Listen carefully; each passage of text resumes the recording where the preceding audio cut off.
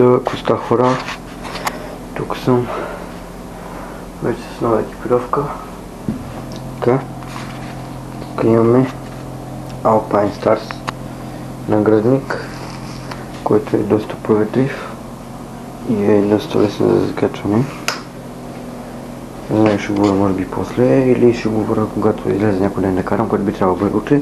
Да започнем първоначално с Сергей и новите части, нова седалка. След като старта стана на говно, трябва да заменим. Да, и още по-старата от падането ми, от което падане бях в болница. И нови педали, не знам къде съм го споменал. Spikes. То има много интересно. Такова предпазно, като поне фоло е предпазно направено от гума, кенда. То нека идем към важната част. Вече сме с една спирачка в горната част. Нямаме две спирачки. Отзад нямаме 1000 кабела. И днес не си взе грес за смазване колелото, не с машина греса. Да, както виждате, тук има една кутия, която може би някои от вас вече знаят. Са обувки на Adidas. И какви да си са?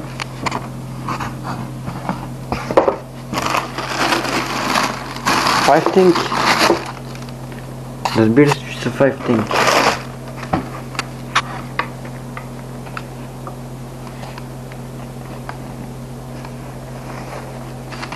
Които всъщност доста много лепнат.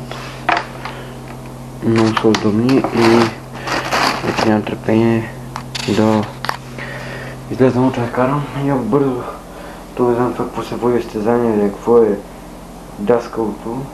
Нещо там отвъд ме е списало. Утре ще трябва и събора да я питам. Да продава старата екипировка, нямаме вече каска, нямаме резница. Имаме наградника, който е вече разказа за него, лесопроветлив и лекичък, а каска нямаме. Не ни трябва. Вътре нещо се мъчи, не знам, не ми пука. Това беше.